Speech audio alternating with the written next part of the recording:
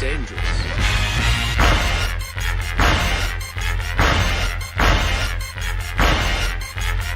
Bad feeling about this. You don't seem to understand something.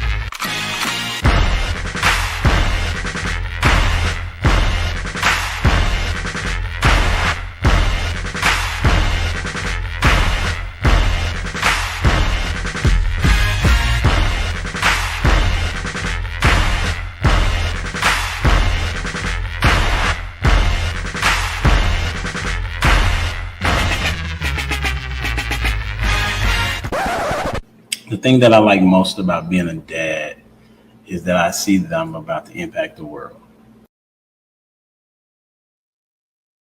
Yes, sir.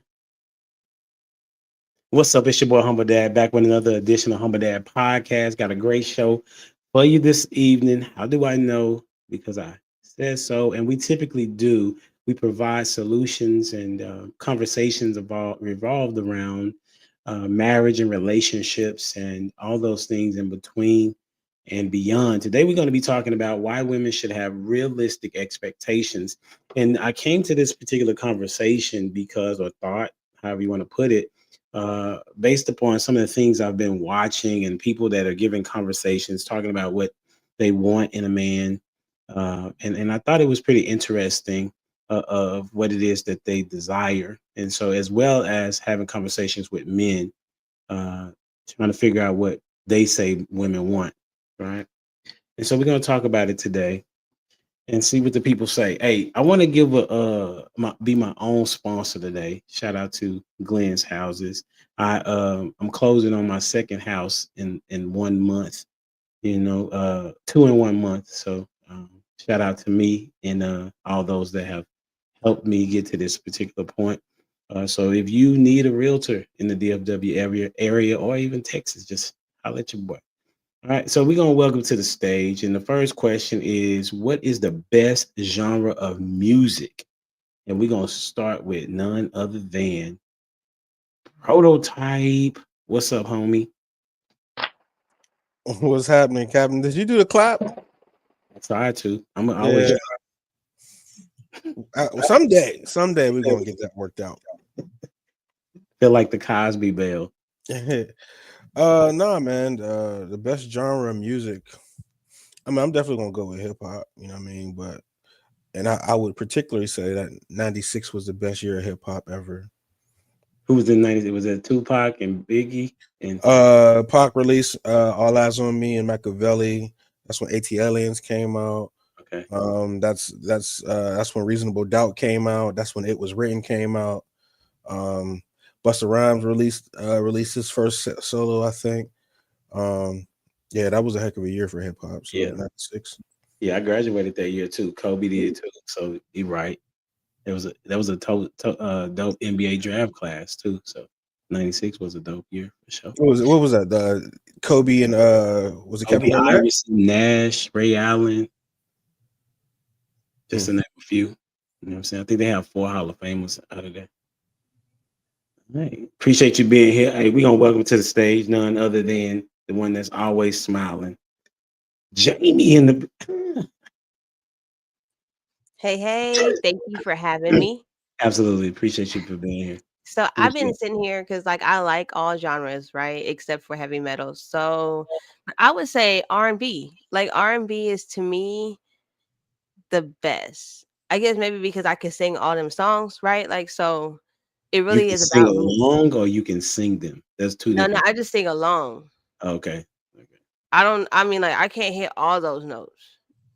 You know, Okay. like when Whitney Houston was I can't do that. That's too much. Can you do Keisha Cole? Nah, some songs, not all, you know. I bet. So you thinking '90s R&B or today's R&B? No, I don't like today's R&B like that. I Okay. like the 80s and the 90s because I still like stuff like Love Ballad. You know what I'm saying? I like Otis Redding. I like all that. Yeah, I like the old stuff that make you go, I think I'm in love for real. You know, like that type of thing. So Okay. where they really talked about their soul. Like you really felt that. Okay. I don't Hey, like this check new out stuff. I understand, but check out a guy named Pink Sweat. Who? Pink Sweat. Pink Sweat. Yeah. Okay. He I will. writes music to his wife, basically. Oh, okay. All right. I'm gonna take him out. Yeah. And PJ Morton. And PJ Morton. Okay. I'm Googling right now. That's the bet. All right. Appreciate you for being here. We're gonna welcome to the stage none other than T, the cooking counselor. What up, Miss Lady? Hey, I was just writing down the same thing. You said Pink Sweat and PJ Morton, right? I need some of that in my life because my answer is the same as Miss Jamie's. I also want to say thank you for having me on. That R&B, just nothing like it. Just music that had a purpose. Was singing about love and a little bit more, even though there was a lot of different things too. Now that I'm an adult and I play some of these songs back, they definitely were not as innocent and PG as I thought. But yeah, R&B for sure. And definitely Jamie, same 80s and 90s. I'm not really with this new age R&B. I will say I like some of the R&B beats now a lot, but not so much the words. Because once they start singing and talking about all this other stuff, it just gets me off. But definitely R&B. And yeah, 80s and 90s for sure. Can't beat it. 90s, no 2000s. Okay. That's what's up. All right. Appreciate you for being here. And we're gonna welcome to the stage none other than the Barry White in the streets.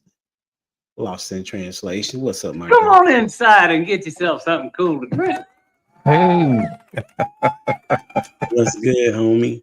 what's happening, Humble Dad? How are you, sir? Doing well, man. Doing well. Good, good. You know, my favorite genre of music was 70s funk, man. I'm talking about Parliament Funkadelic. Ooh. You know what I'm saying? I'm talking about Rick James. You know what I'm saying? That's the type of music that I like. That music was pure, it was clean, it made you move, it was funky, it wasn't like a metronome like this music we got now that's all quantized on the beat. You know, it's always the same thing over and over again. Let's see, with 70s funk, you had to go with the flow, man. If the crowd told you to keep going, you kept going. You know what I'm saying? And the party just lasted all night long. So I'm gonna have to go with 70s funk for mine, man. Ain't nothing like it. That's what's up, man. It sounds like you're talking about live music Yeah.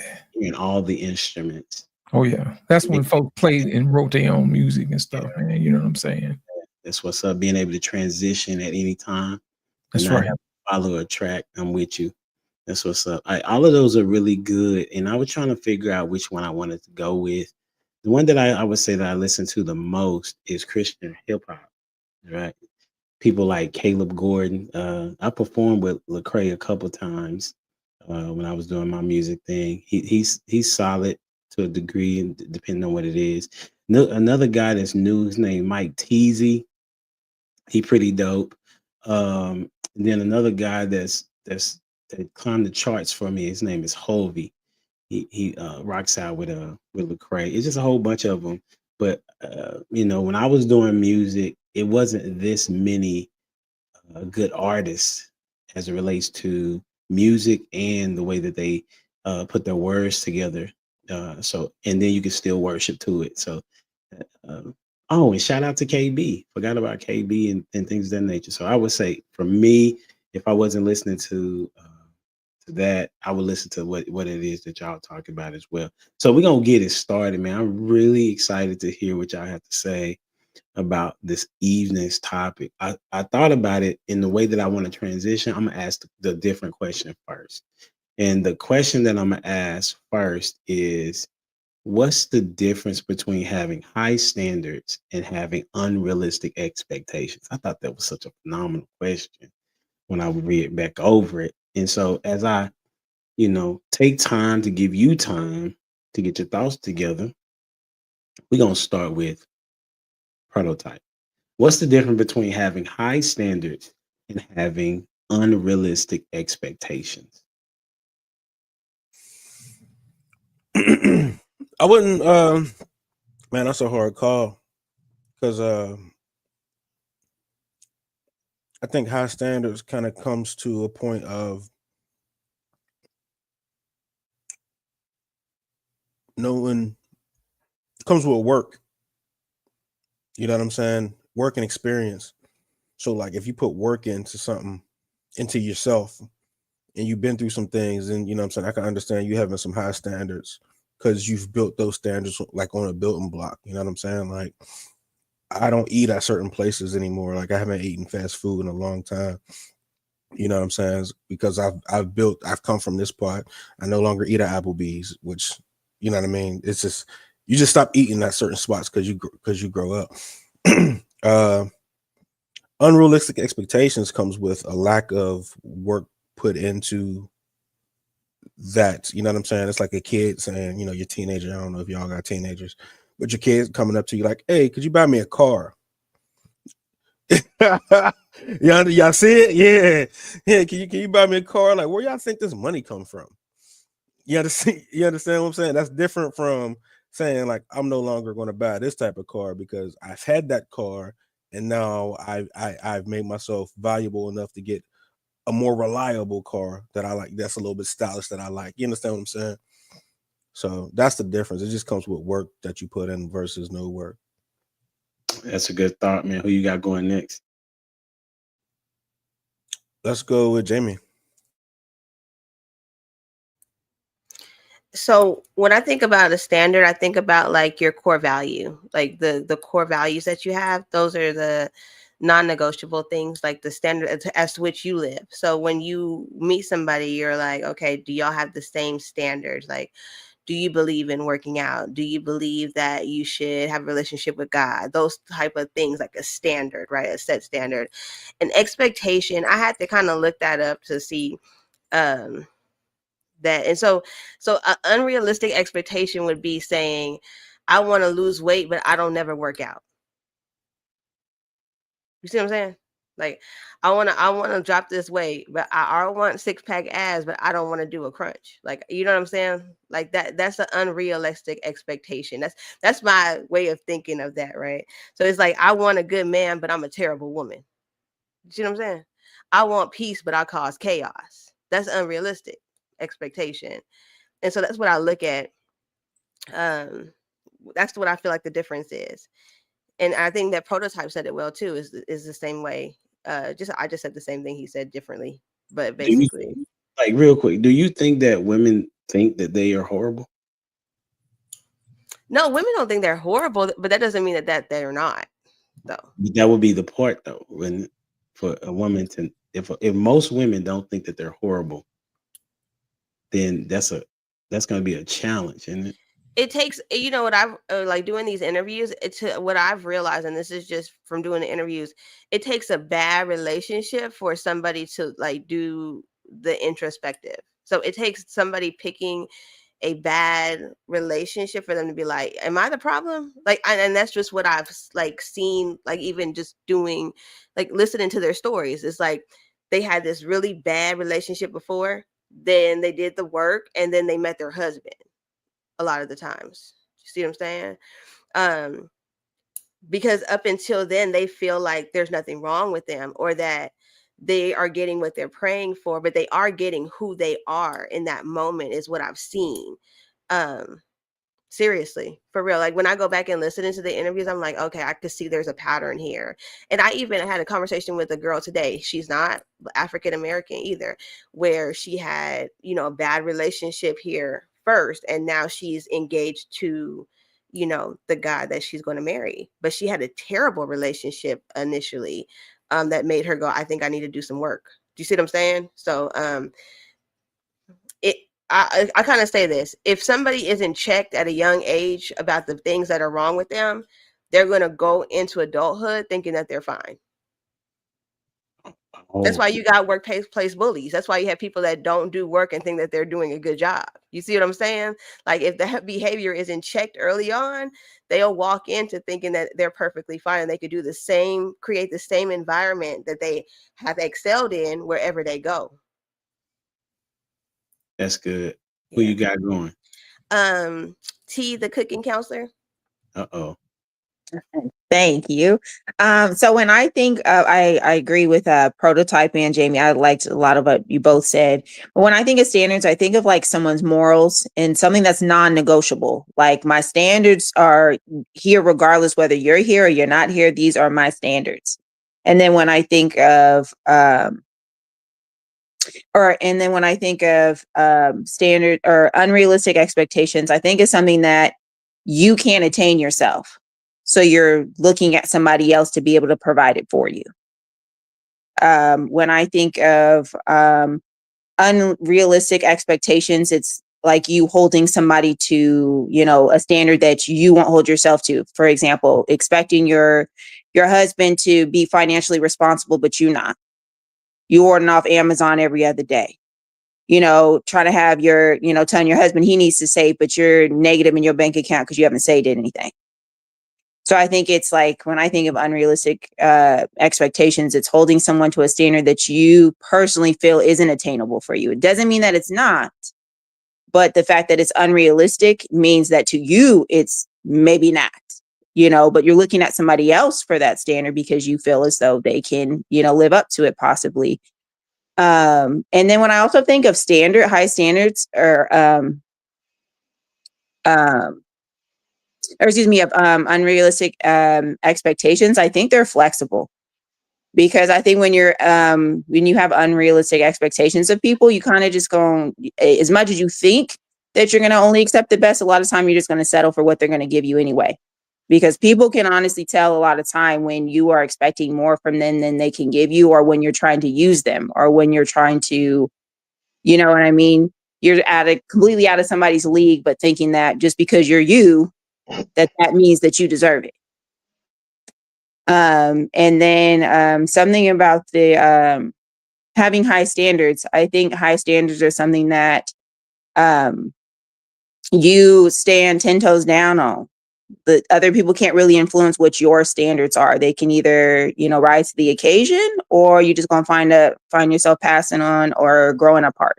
I think your standards stick with you throughout your life. You can, they can change, they can evolve, but I think they're yours. They're not based off of everybody else. I think other people can influence your standards, but ultimately your standards are yours, and other people, that's flexible if they're going to be able to deal with it or not.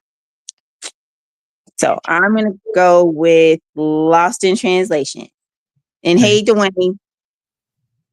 What's happening, Dwayne? What up, Dwayne? The difference between having high standards and having unrealistic expectations is that standard is the floor. It's the baseline of which you conduct yourself. Like I'm going to be a gentleman regardless of whoever does what. You know what I'm saying? I'm going to stay in character because that's who I am. I'm not going to let anybody else push me beyond what it is I expect for myself. Unrealistic expectations is one of those things where you take what you expect and you put it on somebody else. You see what I'm saying? It's not one of those things that you accept for yourself, because if it was attainable, you've already attained it by now, And I think sometimes people like to go on life and just keep putting things off, and never really get to it. High standards are obtainable with work. Unrealistic expectations will never happen, no matter what. You know what I'm saying? It's just one of those things where you just automatically think that the world should just roll over because you're who you are, and you haven't put in any work. So I think that is an unrealistic expectation. Dwayne, let's go with you next. Welcome, sir. Hey, good to be here. Good to see y'all, beautiful folks. Now, this question is a little complicated. I'm glad all y'all went, because all y'all had some wonderful things to say. Jamie, I like how you put it. Loss, you as well. T, Proto. So I don't have much to add to it. I think unrealistic expectation, a good way of putting it, was like how you said, Loss. It's the expectations that you have that you put or project on other people, and then when they don't meet up to it, they fail. So they'll never be able to, because we're all unique individuals. This is interesting. So I guess my take is a little bit, just a tad bit different. I think that kind of like what T said, that if you're not good at managing money, then you probably don't want to get with somebody that does manage money well. Did you say something like that? But I disagree in that the premise of that the reason why men and women get together in a marriage is that you're filling each other's hole, right? It's that chain, right? The link together. Now, if I'm not a good cook, but she is, or vice versa, that's a win. But if we're both doing something, if we both do the same things well, then how do we get better at the things that we don't do well? So I would say that, like, for example, Kendra is a really good cook, but I told y'all this before, she taught me how to barbecue. And so now that I'm able to barbecue, she doesn't have to. And that's an element of where I can go to when she's not able to, not here to be able to cook. I'm good at financial literacy. She wasn't as much, but now that I'm in her life, she is. You know what I'm saying? So I think that that's the challenge that I believe that that people are facing, is that they believe that they have to be the same with each other. We talked about that last week, about the part about friendship, being friends, what was the word? It's like, do you be a deep friend, or do y'all have to be compatible, right? And I think that a lot of women look for so much of compatibility that they're missing out on some good dudes, because y'all realize that arranged marriages are the ones that last the longest. The person that preached on Sunday said that in India, or Indian marriages, the divorce rate is 1%. You know what I'm saying? And they're arranged marriages. Not saying that they can't choose or have any say so in it. However, but there's somebody presented in front of them, and it's not much of too many distractions, is what I'm saying. So what do y'all think about what I'm saying? Go ahead, Lance. HD, in your particular situation, between you and your wife, all you guys did was change the floor. Think about it. When she taught you how to cook, barbecue or whatever, all she did was just raise your floor. That's not unrealistic once you think about it. You see what I'm saying? And just like you said earlier, she wasn't financially as savvy as you were at that point in time until you guys started working together. So you raised her floor on that particular situation. So that is what's known as now the new standard. You see what I'm saying? And she's not expecting you to do something like go into catering business and open up a restaurant the next day. I think that would be highly, unrealistic. You see what I'm saying? After one day, you've learned how to cook, and now you this boss that's got 9 restaurants all of a sudden, and now you can retire everybody. You see what I'm saying? That's the difference between the floor and having unrealistic expectations. All you did was just reset the floor for the standard. That's all. That's what's up. But I do think that, I like what Prototype said, if you're not putting in the work, then it is an unrealistic expectation. Like if you're not willing to learn something that is going to be beneficial to you, but you want that thing, then that's unrealistic. So for example, if we talk about weight, so if you want to lose weight, and your expectation is of the other person to lose weight, but you're not doing anything, that is an unrealistic expectation, right? So that does make sense to me. So anybody have anything to add to this before we transition? No, sir. Okay, no, man. All right, cool. No, I actually did. You said something about alignment. No, you said something about women. You know what? If I remember, I'll bring it back up. For sure. What was it about women being able to kind of make the decision of what type of? Oh, you said they're looking for compatibility. Like yes, too much compatibility, and I don't think that's necessarily true. You don't think that's what they're looking for? No, being compatible. No, I think they're looking for resources for the most part, status for the most part. You know what I'm saying? I think that's talking about when they're probably a little younger, like maybe 25 to maybe 30-ish.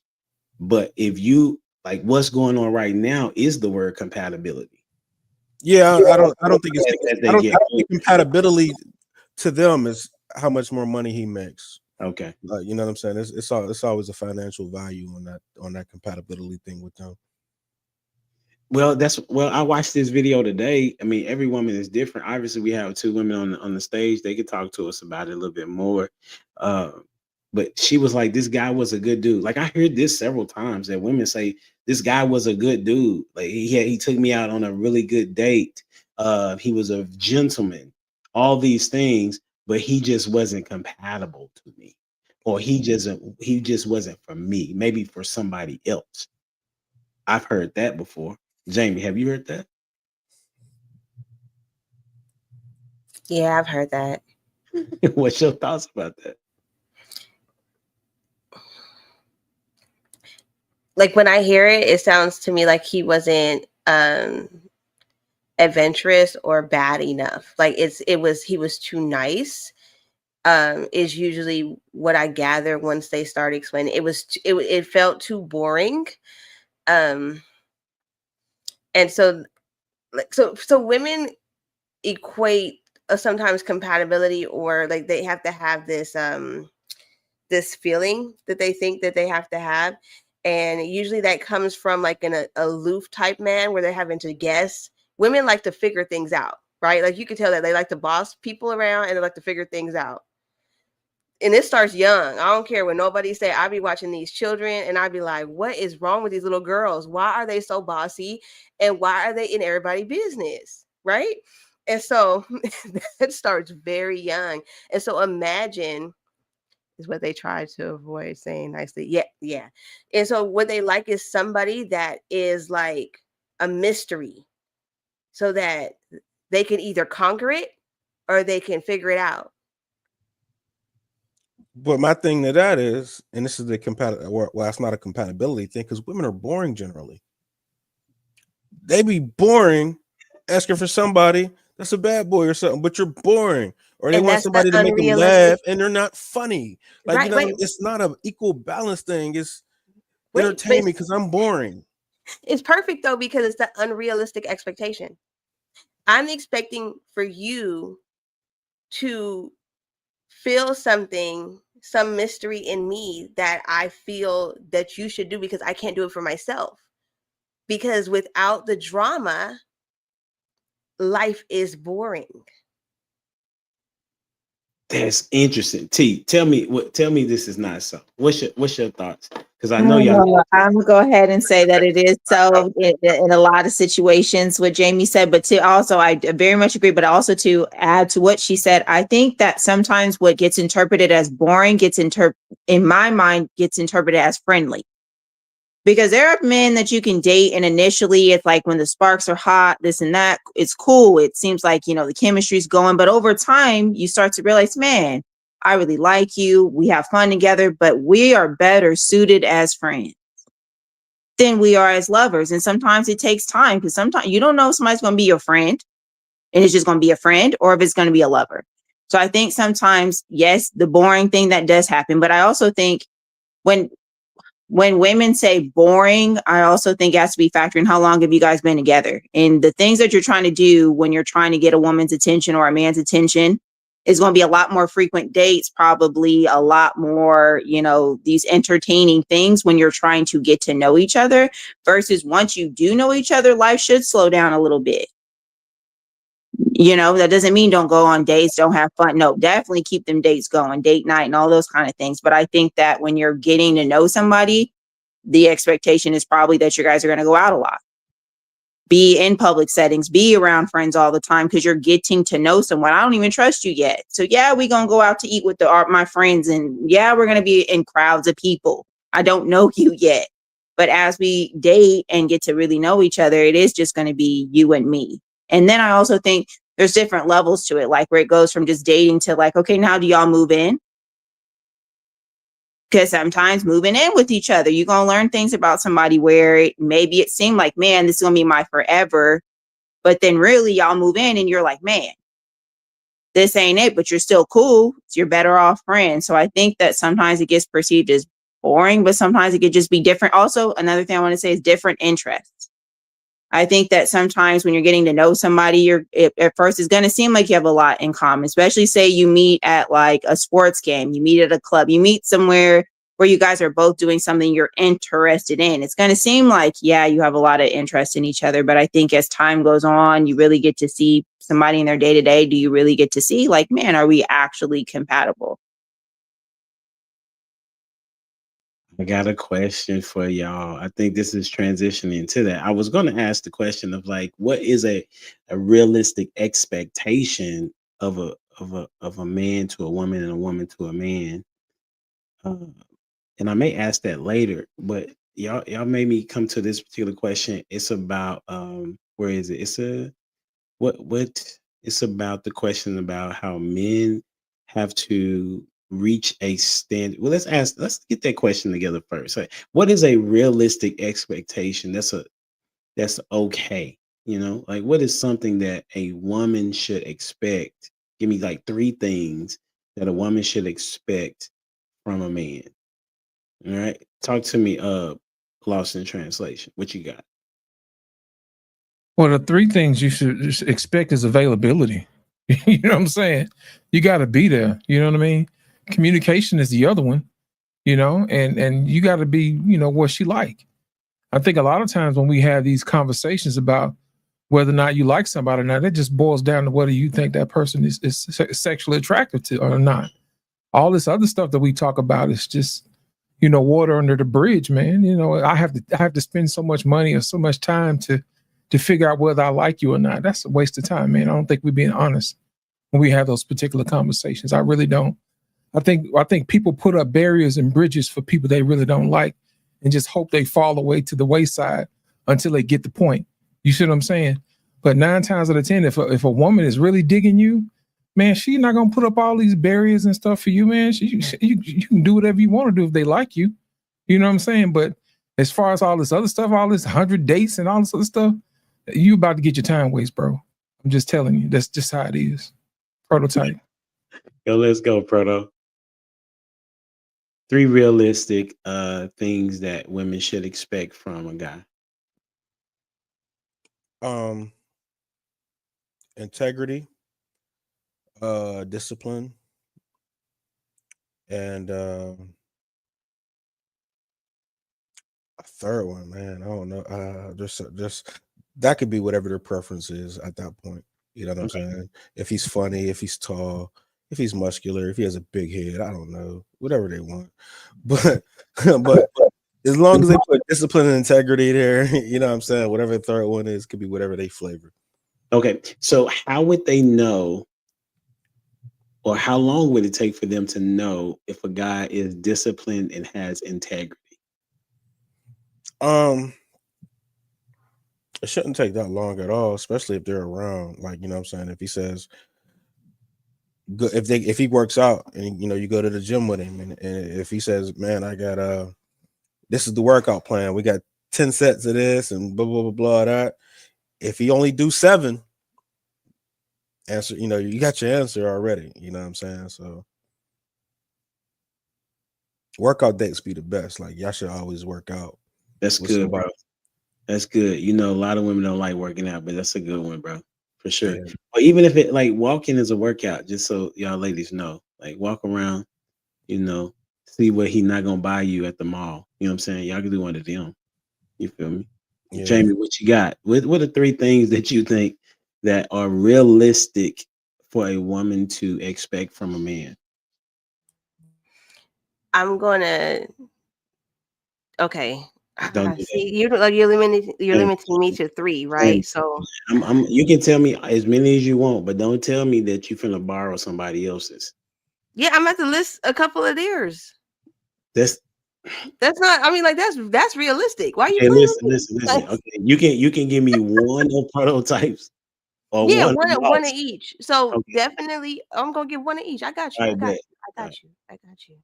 All right. So for mine personally, I would say a vision, right? And then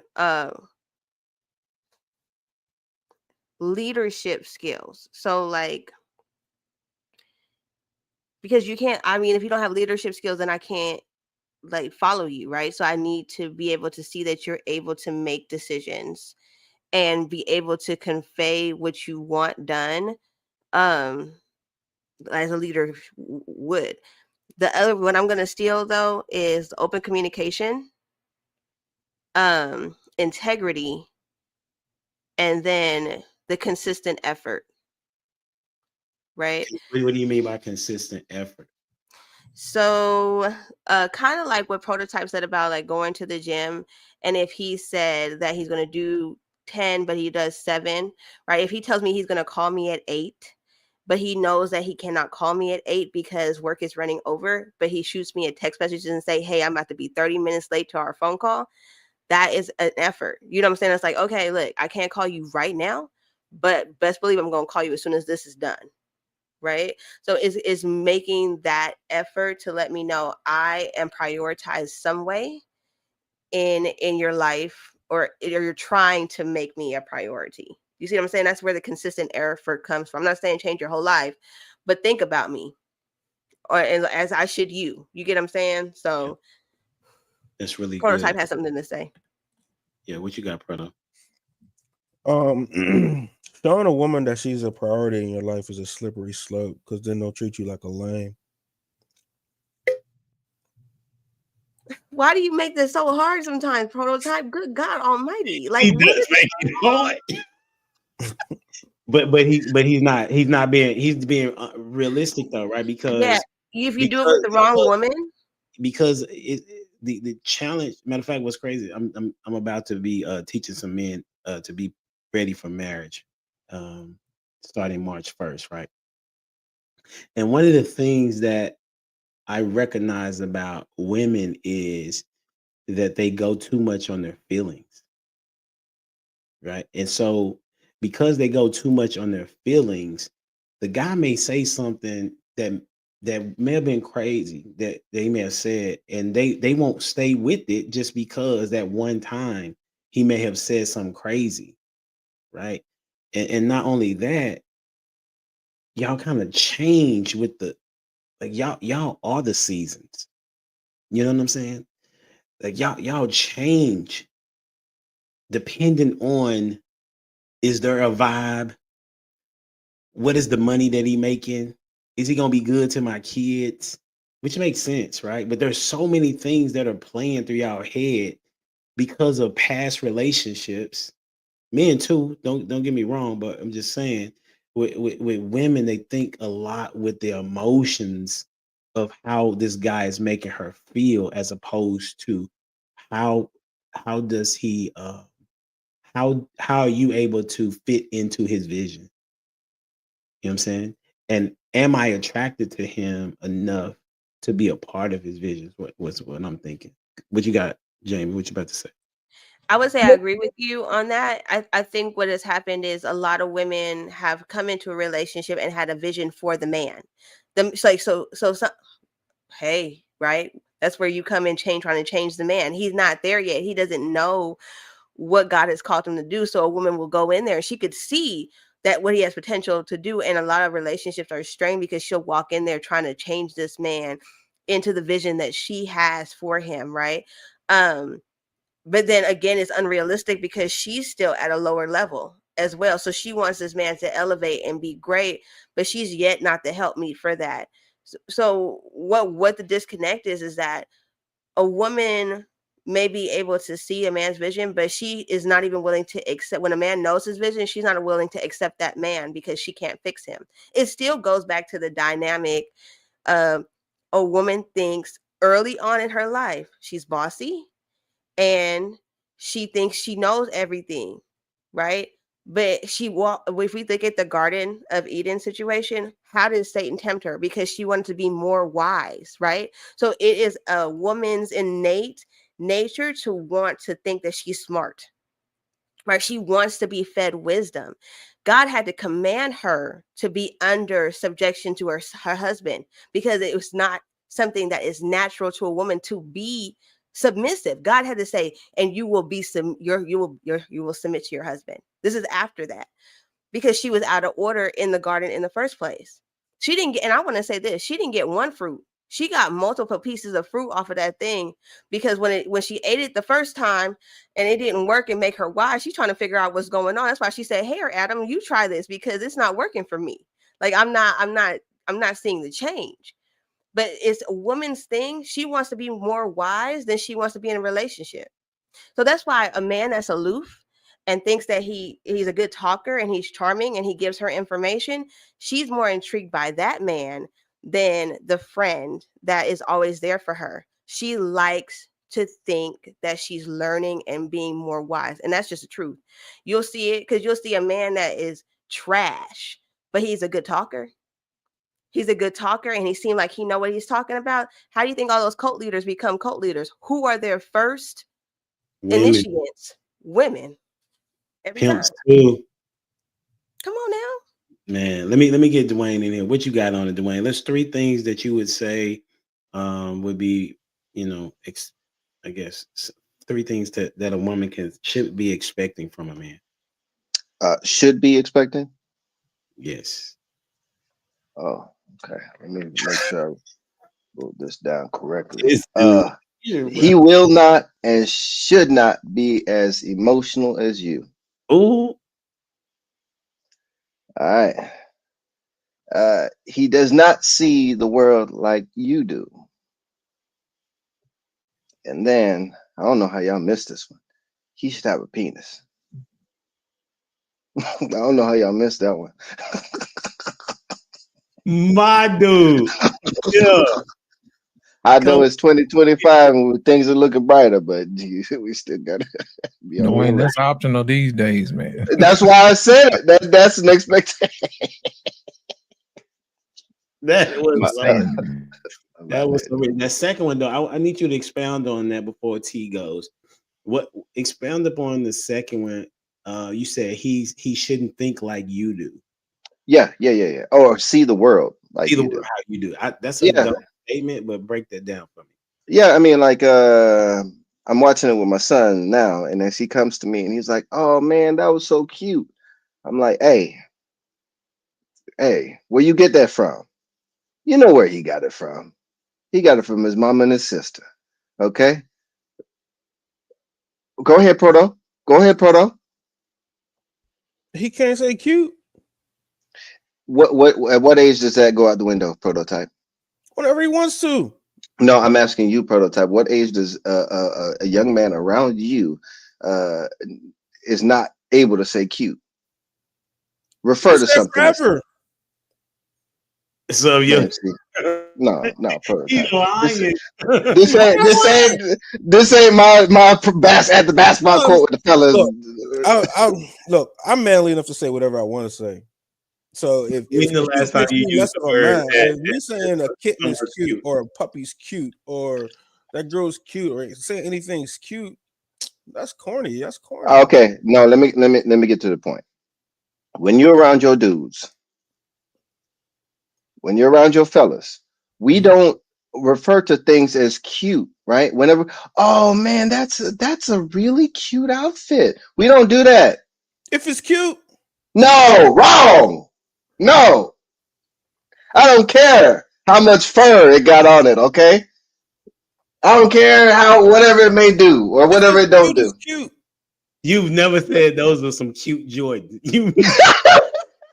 If they're cute, if they're a size 6, they're cute. No, we don't refer to each other like that, man. See, that's what I'm getting at. Women can refer to each other in about certain things. No, like, I'm not, because a man ain't cute. There ain't nothing cute about a man. That would have been the last thing I'd label as cute if they were Okay, what about a baby? What a baby? Not cute. Babe, no, I work at a labor and delivery, and you will hear all the time fathers will be like, "Oh, that's a cute little baby." It's if it's cute, it's cute. Yeah, cute goes the size. There are special places. There are special places for cute. Toxic, okay. See no. See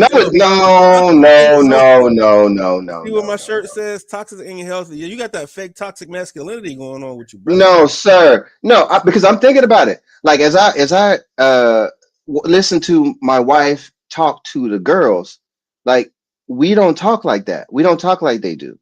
So I'm using cute as a particular thing. So whenever my son start coming around talking about cute, something goes off, right? I don't immediately say, son, you can't say that. But after about the 15th time, I'm like, hey man, we're gonna have to What that switch up the is? vocabulary a little You know bit. what that Okay. is? What is that? That's because you're a little man. Oh If you had wow. some girth to you, then you wouldn't feel so Oh my but because you're a goodness. little guy, you're threatened about words, That boy is making you seem a little bit more feminine. Like, you know what I'm saying? I stand at a place where I'm always masculine, so I can say what I want.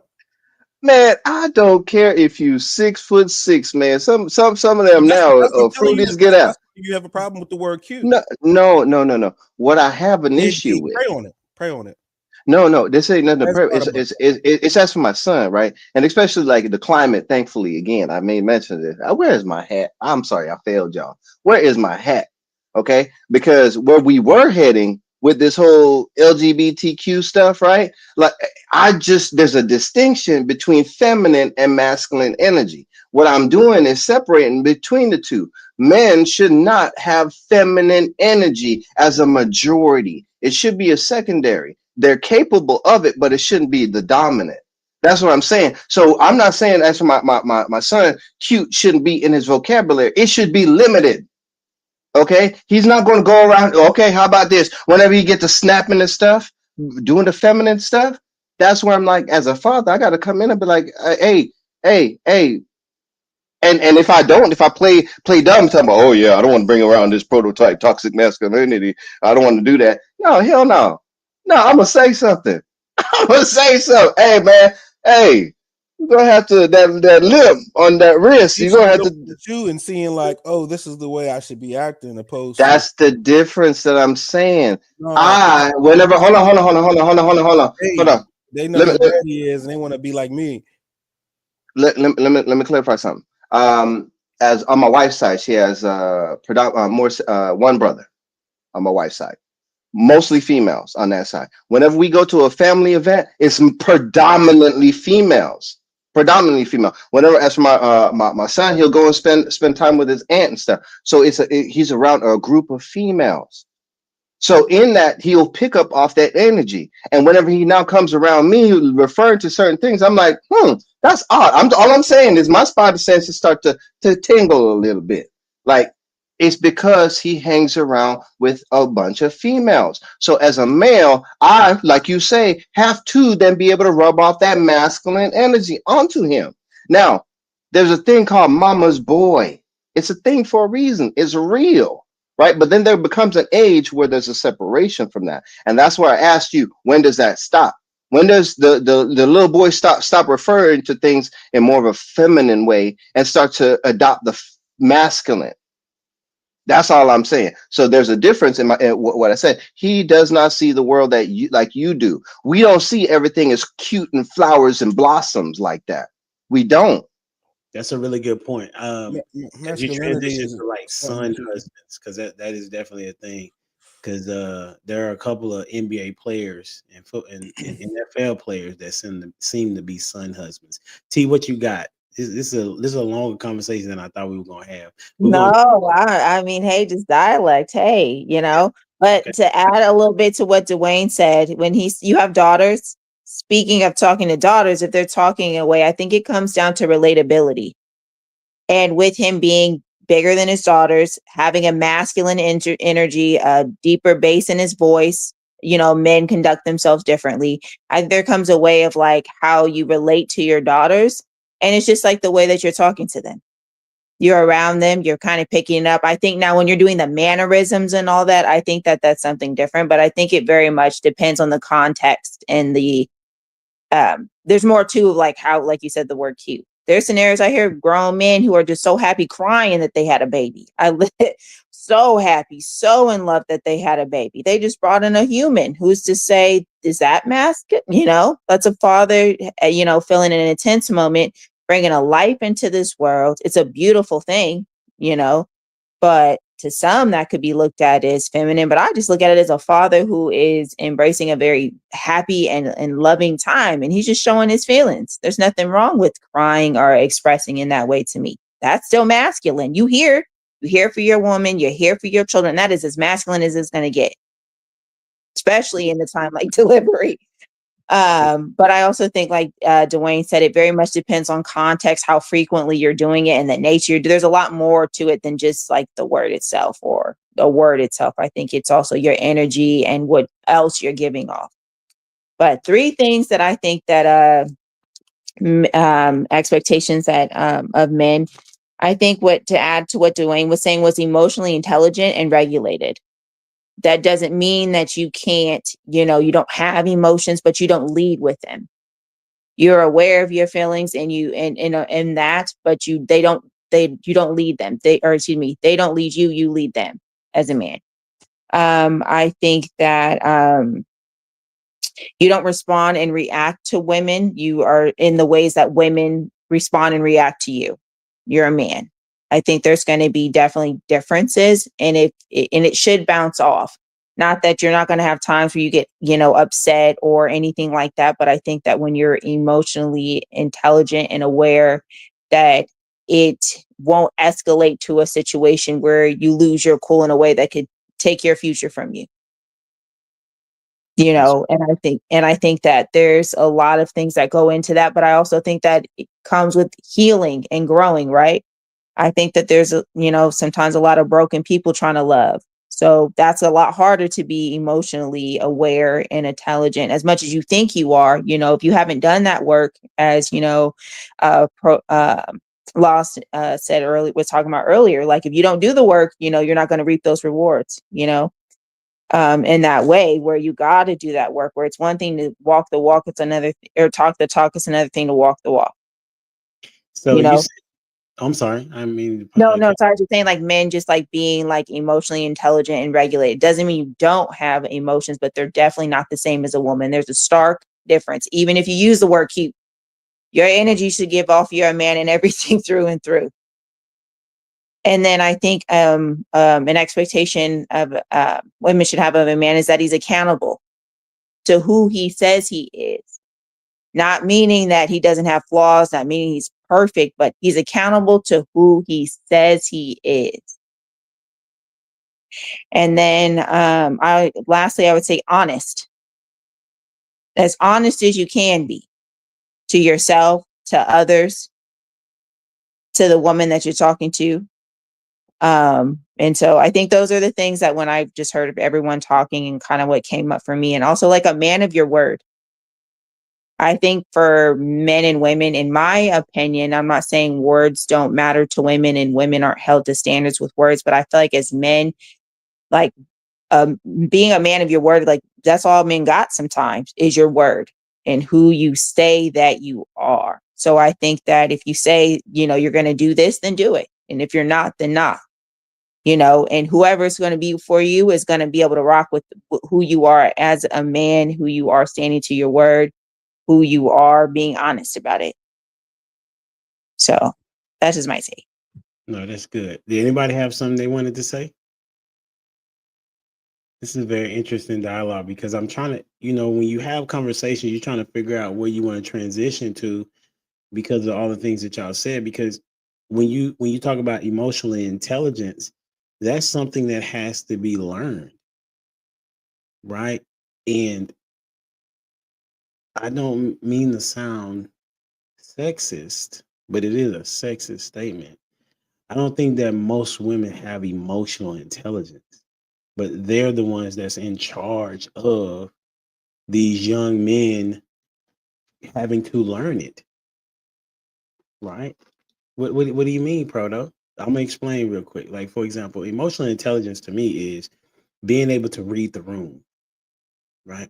So if I see that you're having a bad day, then I should adjust my temperature to help you regulate yourself. Like that means that I have to become a servant at that moment in time.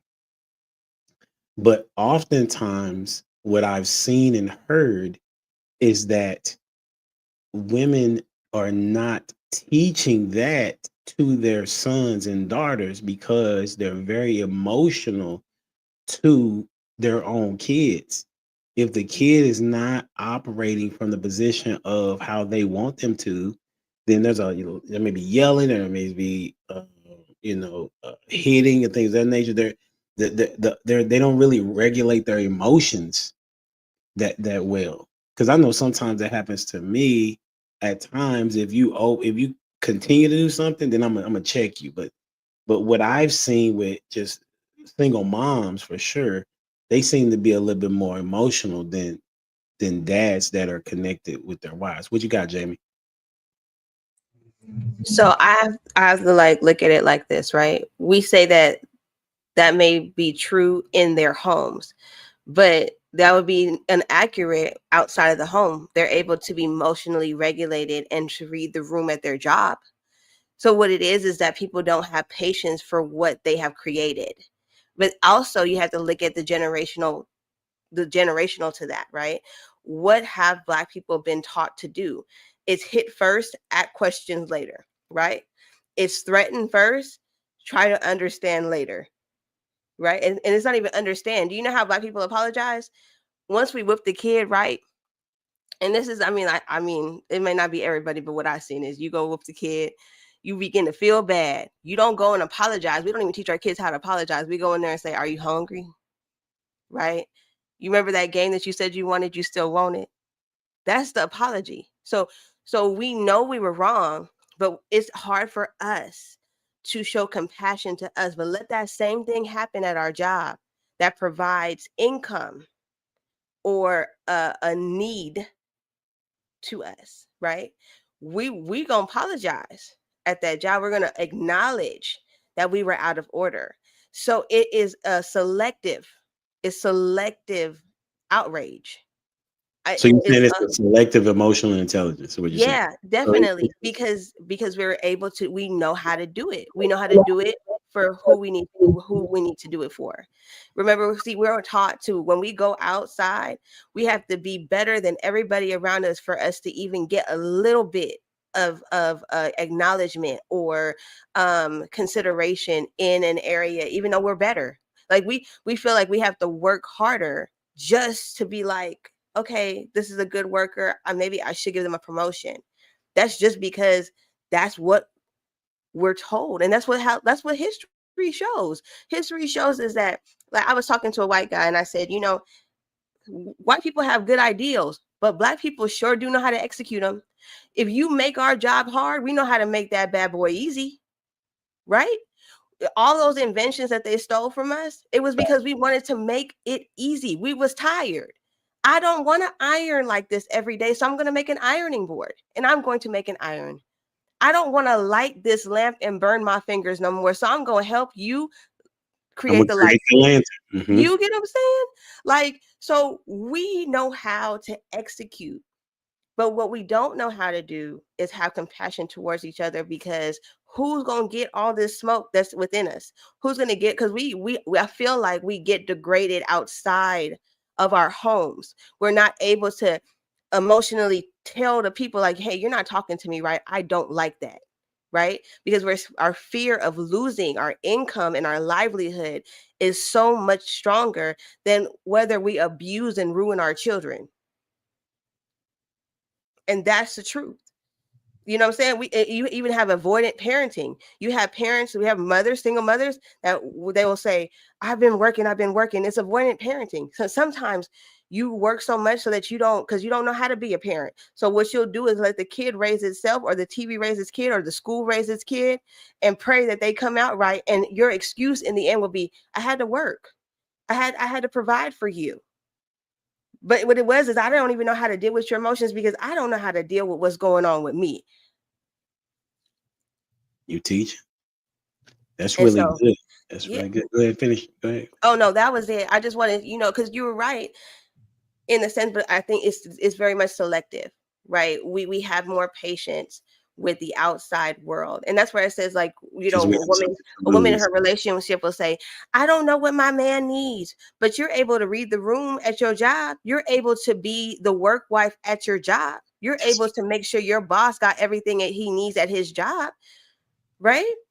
You know your job's vision and you execute that, but you can't execute the vision that your husband gave you, or what? Like, what are we doing here? Or now you're so exhausted from doing it for somebody else, you can't do it in your own home? I mean, those are the realities of it. We just got to look at it. People be avoidant living. They avoid living the life that they said they signed up for. They said that they wanted this, but you don't even know how to execute it because you probably never seen it. You've seen what you saw on TV. But when you get into it, do you really want to do this? The hardest question you could ever ask your kid is, do you think I'm being a good parent to you? How many parents ask that question? Because the kid gonna say, hey, I think you work too much. I don't think you spend enough time with me. I did that. Did you? Yeah, I did that before I started the Humble Dad podcast. I did that, and I asked them like, how am I doing as a dad? And they had told me I wasn't doing well, you know. And I asked them, okay, so where is it that I need to change? And Gianna, she recalled the day that I did it wrong. She told me exactly what it was. And I still remember to this day what it was. And that was probably when she was 8. That was like maybe 7 years ago, maybe 9, something like that. And so you're absolutely right. It's very selective. And I hope and pray that people, when they listen, that we're trying to coach y'all on how to change your behavior. And it's really a matter of a heart, right? It's a heart change that has to take place, really, is what we're asking. Right. Yeah. And hopefully people can have a heart change so their behavior changes, and then it rolls over into their children. Because remember, we are those of us that have children or pouring into children, we are managing someone else's spouse. Right. Shout out to Kirk Cameron. That's where I learned that from. So we almost out of here, but we got a little bit of time, and because I want to ask 2 questions before we get out of here. One of them is, the question was, in what ways do Black women face unique pressures regarding relationships, marriage, and family? And the other question that I wanted was, do you believe that women really should change their should have realistic expectations, to the point, do you believe that they currently have unrealistic expectations? And if so, what are those unrealistic expectations? Basically, is what I'm saying is, and when I came to the start is, I believe that if women change their expectations, they will have a better success rate at finding marriage and becoming a wife. That's my thought pattern. That's my thought process. But y'all can tell me if I'm wrong, and I'm okay with that, but I'm gonna still disagree anyway, right? So what I'm asking first is, in what ways do Black women face unique pressures regarding relationships, marriage, and family, as opposed to your Hispanics, your whites, and your Asians, and anything outside of the Black spectrum? What you got on it, Proto? In what ways do Black women face unique pressures? Like, what are the unique pressures that they face regarding marriage and family and relationships? Oh no, I don't think they do face any unique pressures. I don't know. Okay. Who you got next? Are you gonna answer? That is your answer. I don't think they have anything unique, not in our culture. Okay. You know what I mean? So there's no pressure. Everybody just do what they want. So let's go with T. I'm gonna go ahead and say I respectfully decline that, or not decline, but disagree with that. Because I think being a Black woman is completely a unique experience. Not everybody is it. I think societal, within society, within history, from just different experiences that only Black women have had. If you throughout history, not every Hispanic woman was being fed to alligators for experiments.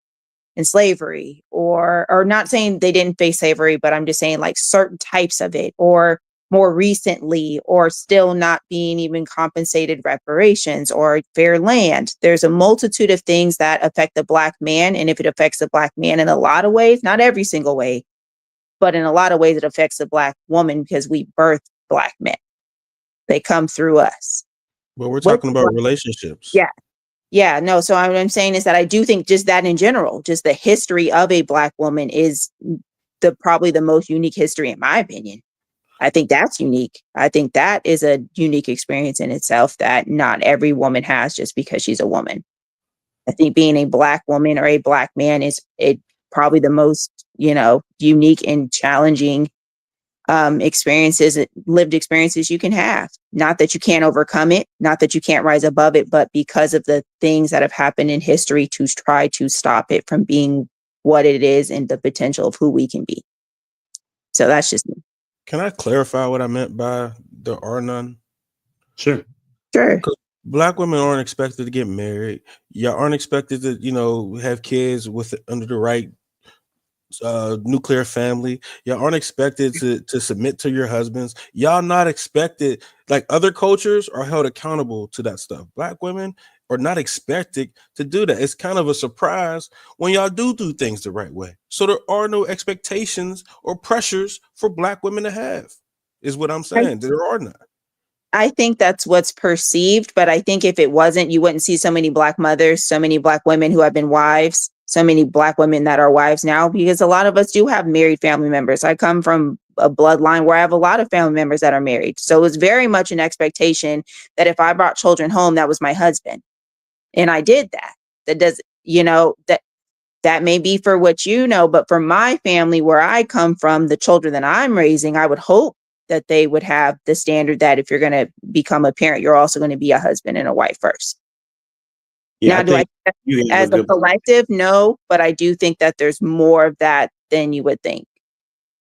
That families do expect those same things that culturally Mexicans or other families also expect of being married and having kids, together and being submissive. I think there still is that, maybe not as much as other communities, but I also think are we talking about African American, like a USA? Or are we talking like across the board? Because I think in other countries, you see something completely different in the ways more traditional and things like that you see with other women of other cultures or ethnicities.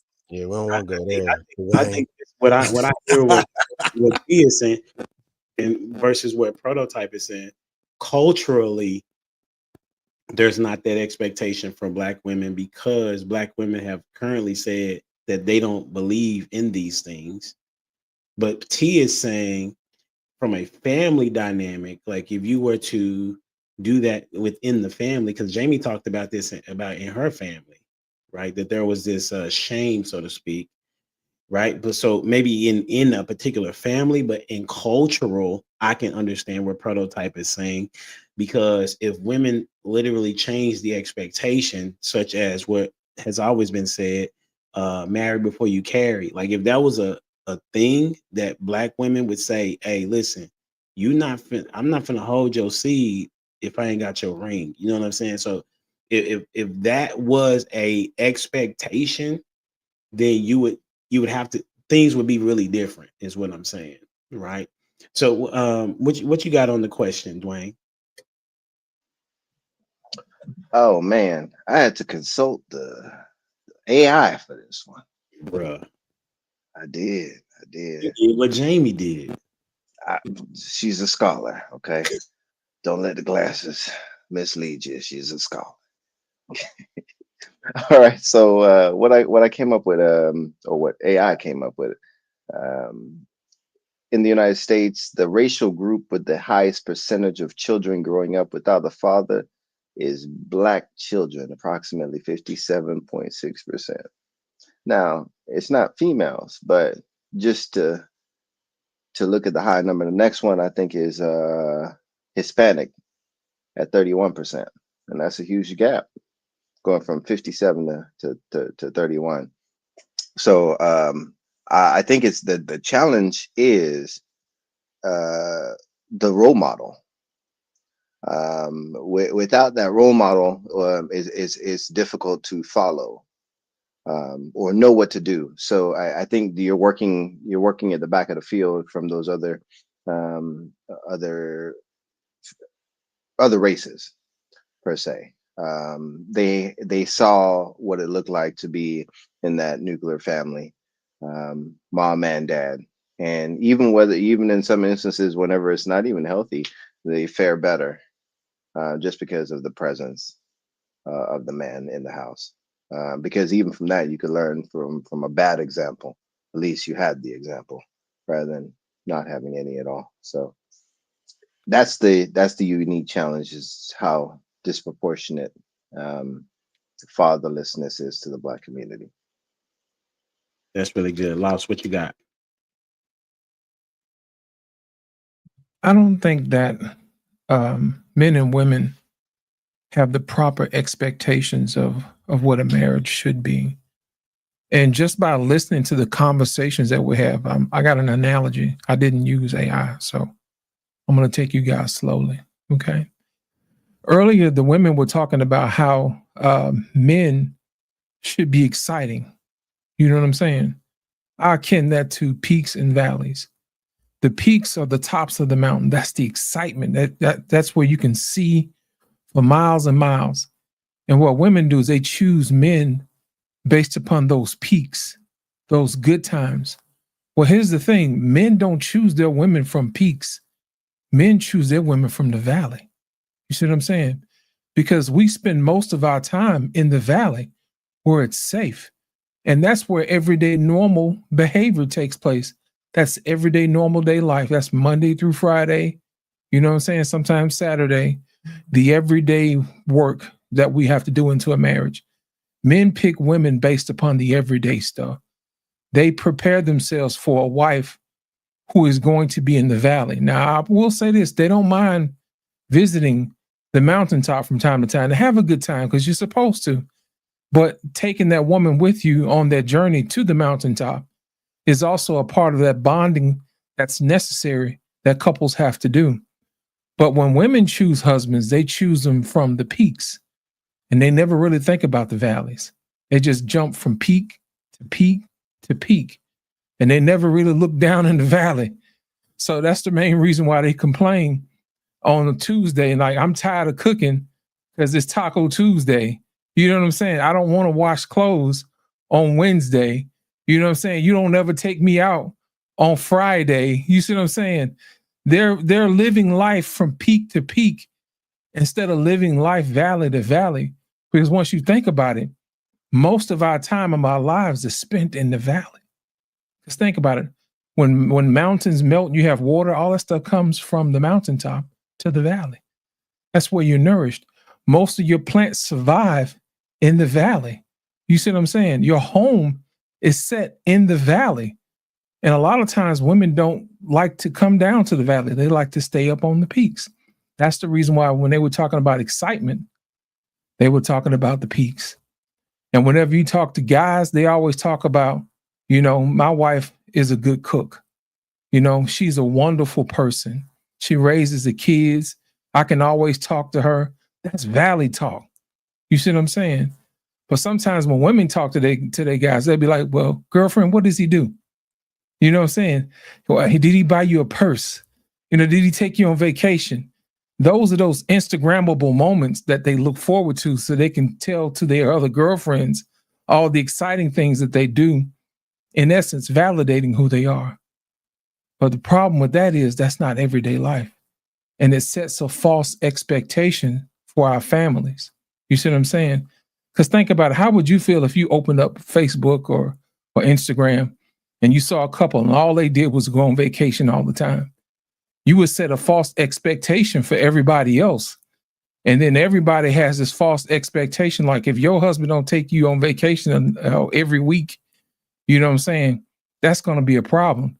You're setting false expectations. So I think that's the main reason why we have so much struggle in our relationships, is because we don't have a proper expectation for where we're going to spend most of our time. It's generally in the safety of the valley. You know, think about it. You know, that's what Jesus talks about in the Bible. You know what I mean? He leads me beside the quiet streams.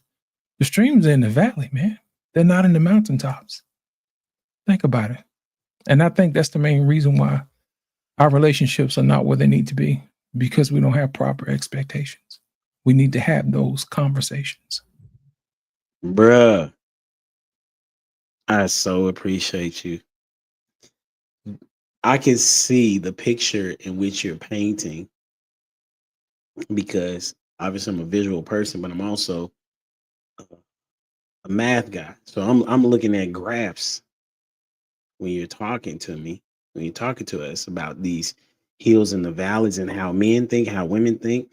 And men want to know, is this woman going to be able to be in this valley with me so that she can appreciate when we get to this peak? Or because the other, I would say specifically, Black men want that situation. They want to be able to say that this woman helped me get to this peak and I'm going to reward her for that. As opposed to women are looking for guys that are already on the peak. And if Black women could see that if you to come up with the guy, you will see that he doesn't go to any other race. I was talking to somebody about this, and they were saying, the whole thing about Black men always go to a different race once they get their money. I said, well, then name that guy for me, please.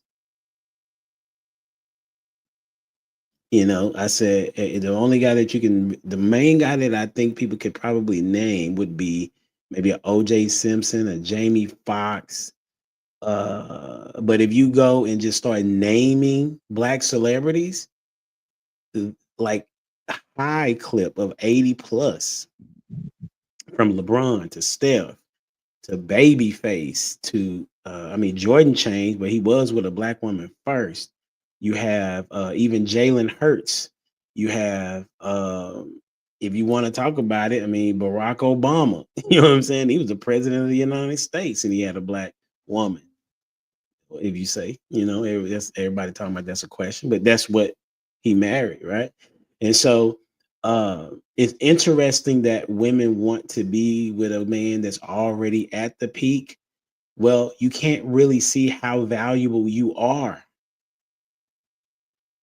We can't see how valuable you are if you're with me at the, some of y'all are pretty fortunate. I think Prototype was fortunate enough. He said that he got his woman when he was at the peak. Is that what you said, Proto? No. I was in the valley, but but the interesting thing about it, as that analogy is, your valley has to be her peak.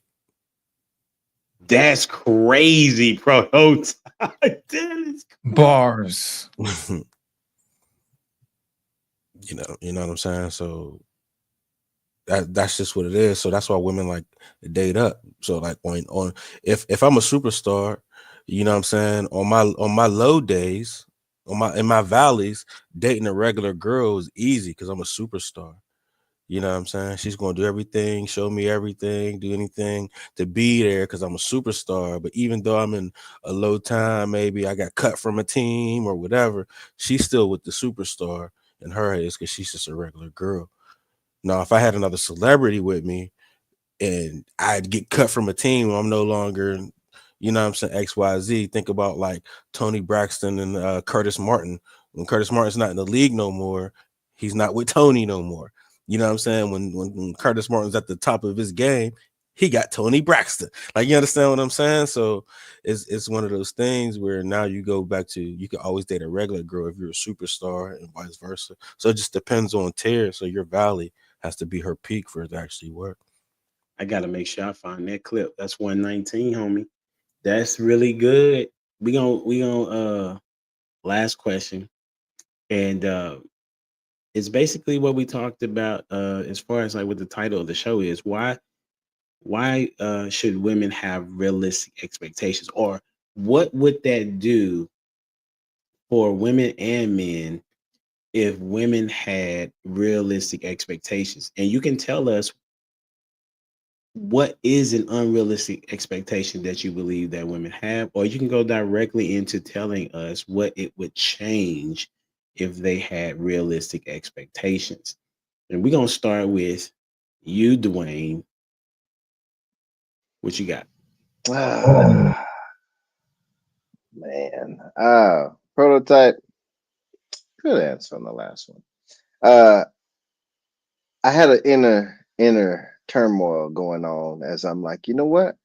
We sat there and asked the expectation questions about what they should expect from men. And I find it interesting because now I'm thinking about what the expectations should be from them. And from what I'm hearing, as Prototype says, what was it? My valley has got to be her peak. That's some unrealistic expectations sometimes. Okay. I'm saying it because an unrealistic expectation of a man is that he's going to be able to make his wife happy. If his wife is not happy internally, it doesn't matter if she's at the peak or the valley, she's not going to be happy.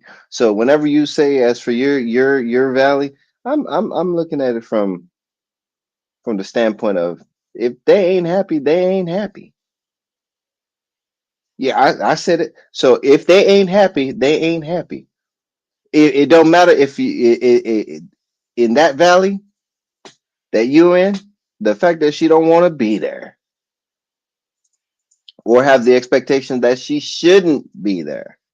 She shouldn't have to go through hard times. She shouldn't have to go through difficulties. She shouldn't have to climb the hill with you. You missed the whole point then. No. I agree with you. It's just that the expectations now, right, is that your valleys is going to be good enough for her peak. Was that what you? She's not even going to know she in the hole. It's not a hard time for her. It's a hard time for you because you're in the valley, but that's her peak. It's not a hard time for her. She don't even know she there. No, see, and I don't know how the hell that's possible. Well, unless it's going back to what HD was talking about the counterbalancing. Or I think the word that we used last week was chemistry, and I kept on getting getting that caught up. And I think as for the chemistry, there has to be the balancing of that chemistry. Whenever someone else is unstable, you have to balance it out and be stable. So whenever you're saying that, what you're saying about the valley, I get that. But if they don't want to be there, like they are going to, because it's their peak, bro. Like if me in my valley, like if I brought a project girl to my house, right? If she came to my house, she's gonna be like, wow, this is nice. I'm broke. Like, let's say I'm house broke, right? And I don't got nothing, you know what I'm saying? I got food in the refrigerator and I got a nice house. She's going to be happy to leave her cylinder block walls to come to my house on my broke days. You understand what I'm saying? When I'm not going to the fancy restaurants, when I'm not doing this, when I'm not driving the car, she'll be happy to come in my neighborhood. That's at some point, though, Proto, if you marry her, she's now at that same level. No, that's the floor. She'll never be because she's never thinking like that. You know what I'm saying? She doesn't think like she's from the projects. So that's my point right there. As for the unrealistic, I think that right there is an unrealistic expectation that somebody is going to be happy with your situation. So like as for that particular valley, the only way I see that happening is if she's just happy to be with you wherever you are. But that's not their situation. There are women out there like that. They're few and far between, but I'm with you though, bro. Well, why would they be happy to be with you? Because they see you're better than they are, right? And he's saying they love you because of as a person or whatever. But I'm sure Lil Bow Wow still has groupies. Yes. That's fine. But no matter where he's at. Lil Bow Wow still has a Yeah, groupie. but those are not wives. We talking about wives though. I'm talking about the thinking. Like women are women in the thinking in the mind, bro. Like, No, No, but I'm for none. no, but I guess wives I don't get think like just regular women, my guy. Huh? no. Wives think differently than regular women. No, they don't. Not no because so that's the thing though. As for valleys are whenever we're doing the dating thing, we want to stay on the peak. We want to show our best, we want to give the best, but then whenever we get into the coasting mode and we start sliding downhill down into the valley and things start to wane off, like those graphs you were talking about, when we start to see it wane off, then there's going to be a change in demeanor and how we see each other. We're going to see each other in a different light based upon the exposure to each other. But then the issue is, whenever we were at the hill, will you love me the same whenever I'm down? And I also want the emotional intelligence to be there, that you know that I'm down. And in that knowing that I'm down, you're going to do what your role is in picking me back up. Right. And I'm not saying that it's her role to fully pick me, it's the helpmate when you're down in the valley. But I just like what Law said, we want that unrealistic expectation that I'm seeing that from women is that it's always the peak. And that's where I'm like, it's happiness. And the moment we start to get into the valley, and like what Loss was saying, where the common man lives, that is where real life happens. And when we are able to go up that hill, man, it's a good time. But we have to embrace it. Now, I do want to say this. Though I walk through the valley of the shadow of death, there's a character he characterized, if it, lost to use yours as sort of valley, he characterized now the type of valley of the shadow of death. So even in it, as for your wife or your partner, they're supposed to be with you in that, through that. And I think that through sickness and health, to the highs and the lows. But then it's not that situational ethics or situational wife or situational husband where things get tough and it's like I'm out. Whenever things get tough, that's where the load bearing comes in, and that's where the enriching and lifting up of each other comes in. I think that's where the real soul tie happens. Just like when we go to war with each other as men, those things. And what you talk about prototype is whenever we in the trenches together, that's whenever we build those real relationships. That's whenever those true relationships are forged. And that's what happens. It's supposed to happen in marriage. But whenever things get bad, we start to point fingers and look at each other to see how we are falling short. And she'll be like, "Ooh, this is a nice trench. It's all deep and stuff. They don't build trenches like this where I'm from." That's the only time she's standing in that trench with you. When that trench is better than where she came from. That may be so, but the thing of it is, and we're gonna go with Jamie, then Lost closes out. But the thing of it is, the proto is that women are not always going to be happy. At some point in time, she's not going to be happy just because she's a human. You know what I'm saying? And so, as a result, the question is: does she love you, or does she love the peak? Does she appreciate you, or she's appreciating the peak? Like that is the part of what I'm trying to get women to understand, and for men to be able to find that type of woman that loves you and is willing to rock with you wherever you are. Jamie, let us know what you think. What would be different, or what would be different if women had realistic expectations, or do you think that they do, or if you think they don't, what is the unrealistic expectation that they may need to change? Any one of those is on you. Can I back up just a little bit to the previous question about like pressure of, okay, so the reason why I want to back up is because I think what we are removing from our conversation is propaganda, right? And so if we remove propaganda from this conversation, then we aren't being fair and just in our judgment on how people are operating. Okay. So if I am told prior to the change of the person and the environment of the people that Black women are unruly, that they're fast, that they're loose, that they're liars, that they're deceitful, and this is put into place, right, to justify the actions of different races or to make their race be superior. And then it is pushed on one another. So then we end up actually embodying, because if you don't ever notice this, what happens is Black people always end up embodying something negative, a negative stereotype about themselves, right? When the word nigga was offensive, but now we use it as a term of endearment. So we always take the negative and turn it into something where we're like, we're okay with it and we make it a trend. Okay. So what has happened is over time, because you look at it, women have had pressure. What women, you remember Sarah Barton? She was used objectifiably as a sex symbol. Men, they had her in a museum butt naked because they didn't ever see a booty like that and to see a body like that.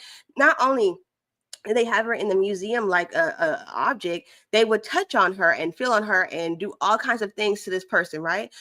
Gynecology would not exist if it wasn't for the Black woman, because the experiments of taking babies and removing unaliving babies started with the Black woman, Lucy. So we have to think about those type of things that have transpired, right? This is, I mean, because they're traumatizing, and trauma, if we want to be real, gets passed down. We have to look. Trauma does pass down, right? Anger passed down.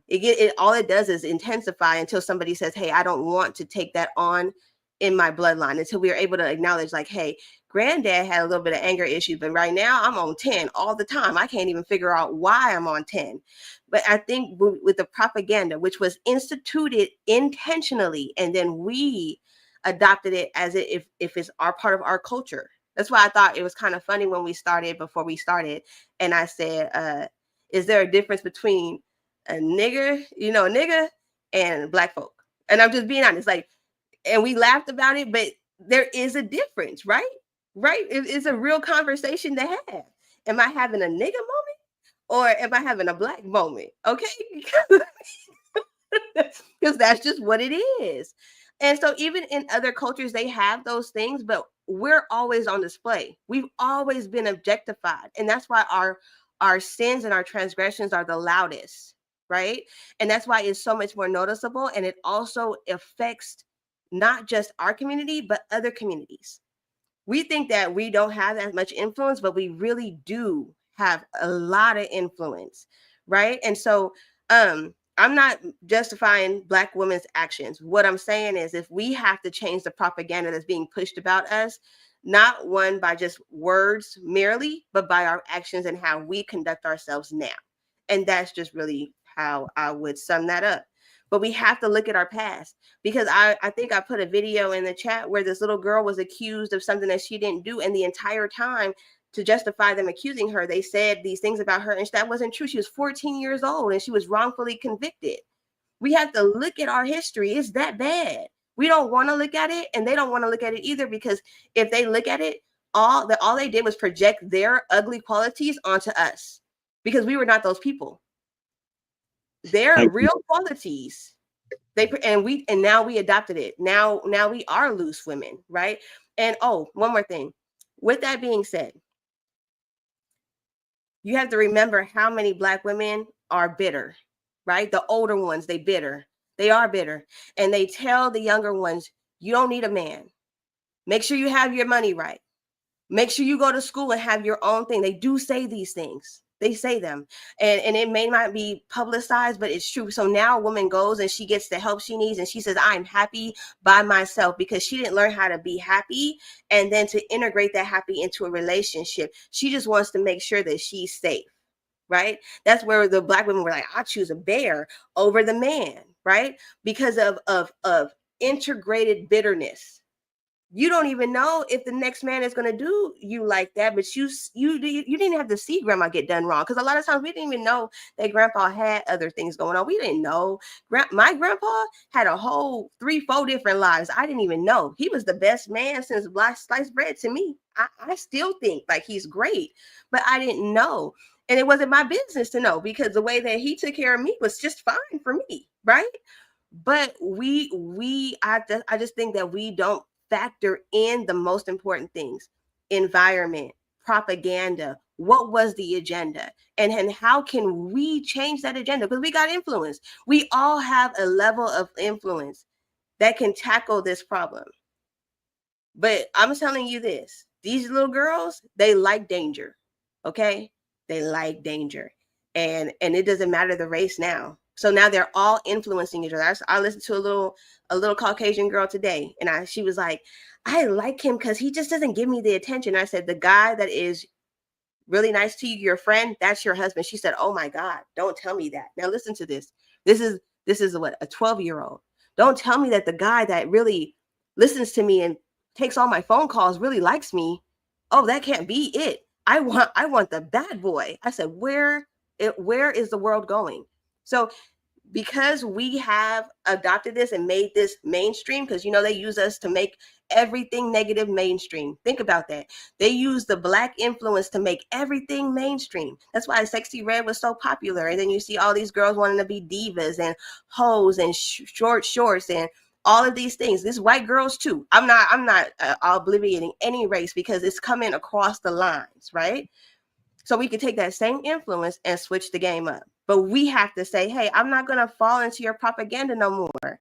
I'm not going to push this narrative anymore. I'm not going to do this algorithm with y'all, because I'm going to call some white people niggas, with y'all niggas no more, because it's ignorant. Their behavior is ignorant. And we have said it's okay because we don't stand 10 toes down. That's a standard. The standard is I'm not playing your games no more. You see what I'm saying? Yeah. That's my rant for the end. I'm done now. It's so funny how you have almost like this masculine energy, and then you reduce yourself. That's all I wanted to say. That's hilarious. Lost, close us out, my guy. You know what, Jamie? I appreciate your soliloquy. There's a reason why I use your answer and the other lady's answer, because I don't believe in propaganda. I believe in using what's on the table and what was said on this panel, because we all heard it, right? So I didn't introduce anything to the conversation. Earlier, we talked about the excitement and where that comes from, which begs us to question, are we the influencers or are we easily influenced? We have to really think about that. It's so easy for us to think about ourselves as influencers when we're so easily influenced. I mean, I can think about the CBS show where they had the little girls in the hood, and the guy from the CBS and the anchor asked the little girl, "Don't you want to, have your daughter's father in your life?" And she said, "No, I can do it on my own." And I think that was the beginning of our downfall. That particular moment was a watershed moment for us, because it became an anthem that echoed throughout our generations. And the more it echoed, the more we believed it because we heard it. And the more it was repeated, the more it was believed. There's this saying that says, if you want somebody to believe something, you have to keep repeating it over and over and over again. And I think sometimes our problem is that sometimes we repeat the wrong things until in our minds it's true. I'm of the mindset of asking questions. Has this propaganda served us? Can we honestly look at our community and say what was echoed in the 80s actually really helped us? Now, luckily, we are a resilient people, and we've been through a lot of stuff, and we do come from greatness. Yes, we do have some influences, but I challenge us today that we not fall so victim to be influenced, that we wind our minds up and we think for ourselves. We like to hear that old saying that we are not a monolith, but in some ways we act like it. There was a time and place where we were inventors, we were builders, mathematicians, scientists, things like that we reveled in. But now it's like we wallow in mediocrity, and nobody wants to reach over to the other person and say, "Hey, I think you've had enough." So with that being said, I think we need to reset the expectations of where we should be as families. I think we should really visit the valley and understand that's where our safety is. That's where we grow. That's who we are. You know, it's okay to visit the mountaintops from time to time, but people don't realize it's cold up there. It's dangerous. Yes, you can see for miles and miles, but it's not meant for us to live up there. We're meant to live in the valley where it's safe. Even God speaks to the valley and its safety. And as long as he's with us, then we're safe, no matter where we are. So I will say this, be careful of who you listen to and whether or not they have your best interests at heart. Check to see whether or not their fruit is worth eating before you take apart.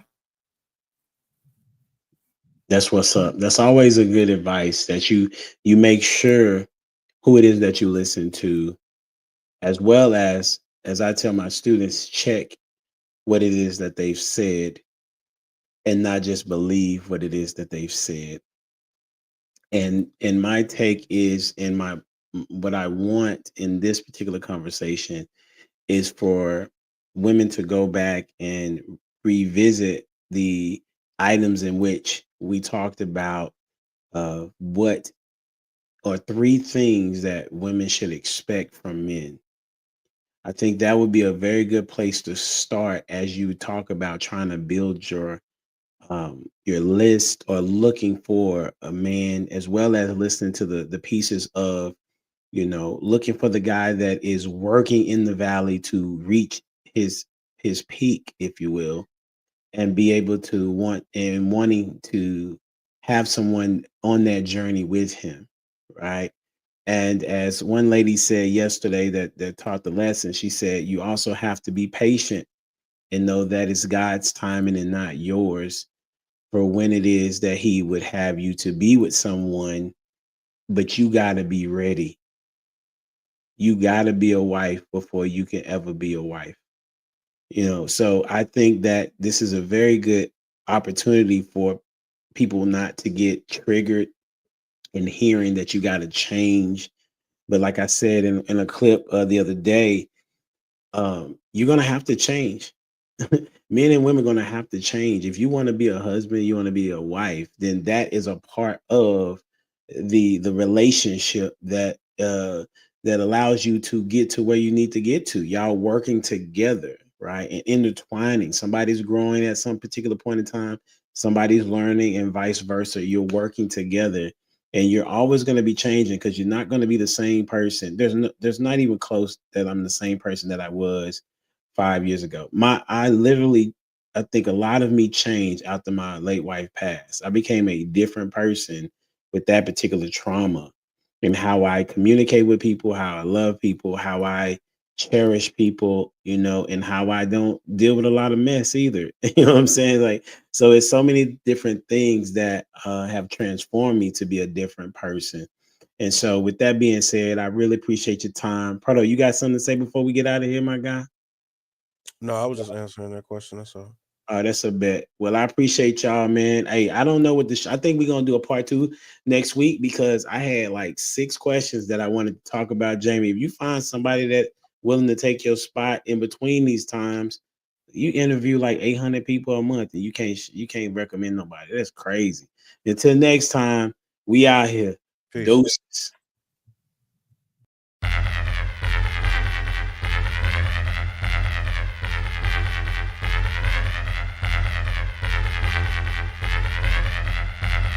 The boy is dangerous.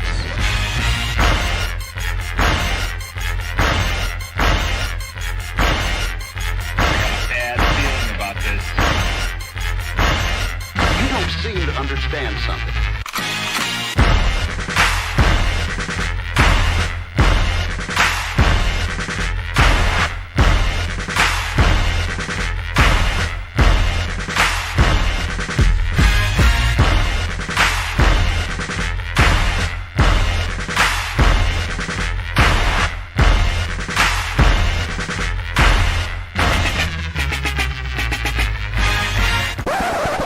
The thing that I like most about being a dad is that I see that I'm about to impact the world.